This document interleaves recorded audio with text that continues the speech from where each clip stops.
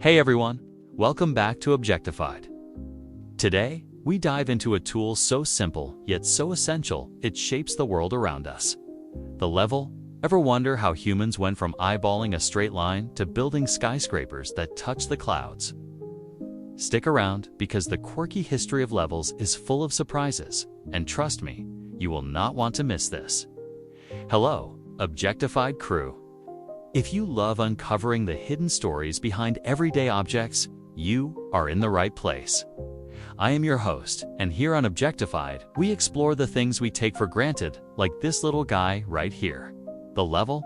You've probably seen one in a toolbox or at a hardware store, with that tiny bubble floating in liquid, telling you if something is perfectly flat.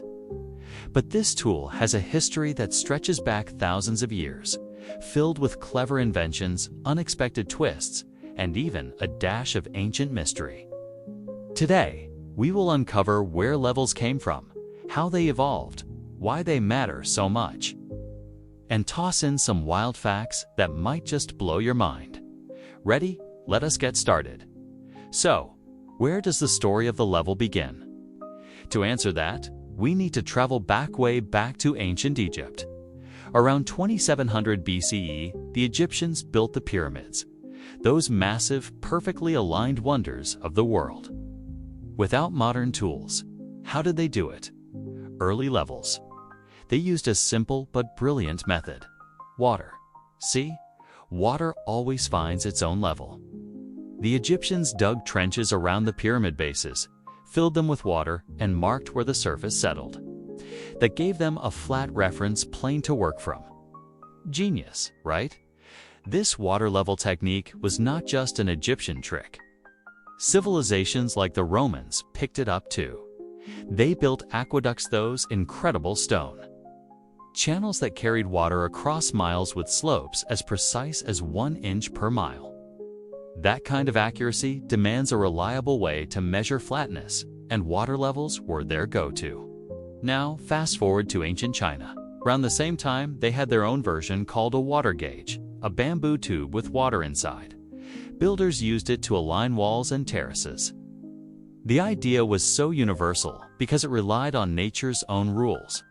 Gravity and liquid always balance out. These early levels were not fancy, but they worked. The concept stayed pretty basic for centuries till someone decided to make it portable.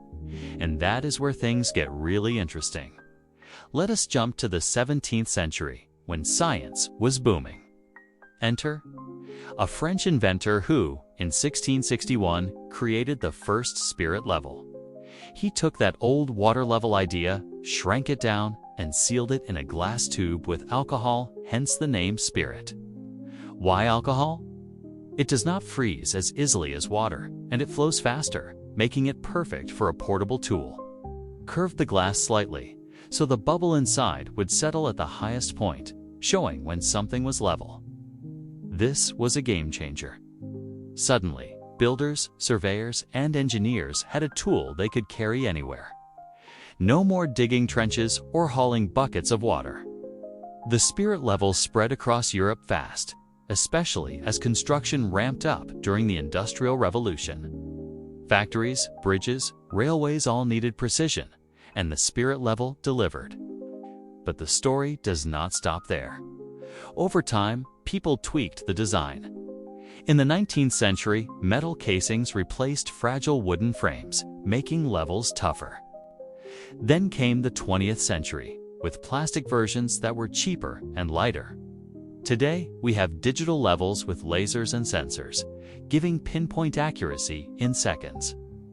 Yet, the core idea bubble, liquid gravity, has not changed much since S-Day.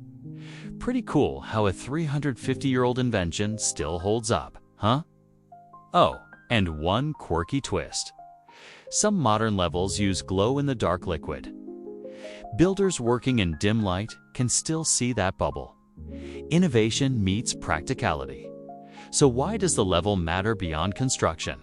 It is a symbol: love, balance, fairness, even truth. Think about it. We say level the playing field when we want equality. That phrase comes straight from this tool. In Freemasonry, The level is one of their key emblems, representing equality among members, no matter their status outside the lodge. The level also shaped how we see the world literally. Surveyors used it to map land, draw borders, and plan cities. Without it, our roads might zigzag like goat paths and buildings could lean like the Tower of Pisa, except not on purpose. It is no stretch to say the level helped build the modern world, one straight line at a time. Even today, it pops up in odd places. Artists use levels to hang paintings perfectly. Dyers grab them for home projects. It is so universal that level has become a verb meaning to flatten or equalize. That is cultural impact right there.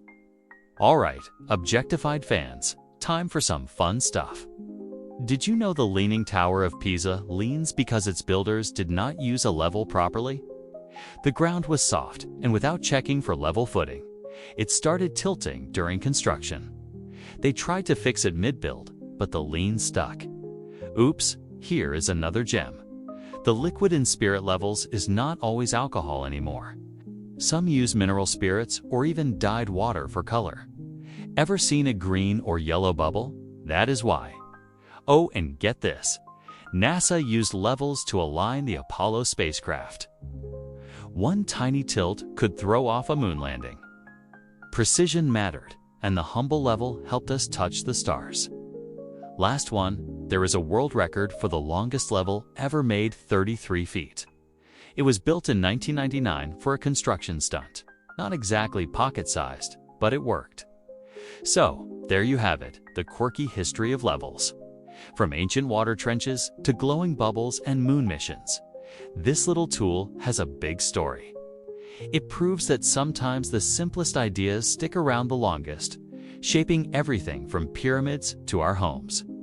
Next time you see a level, give it a nod, has earned it. What did you think of this deep dive? Let me know in the comments. I read every one. If you enjoyed this, hit that like button and subscribe to Objectified for more stories behind the stuff we use every day. Share this video with a friend who loves history, or DIY will make their day. Thanks for hanging out with me here on Objectified. We will be back next week with another object that is hiding a wild tale. Until then, keep exploring the world around you. It is full of surprises. See you soon.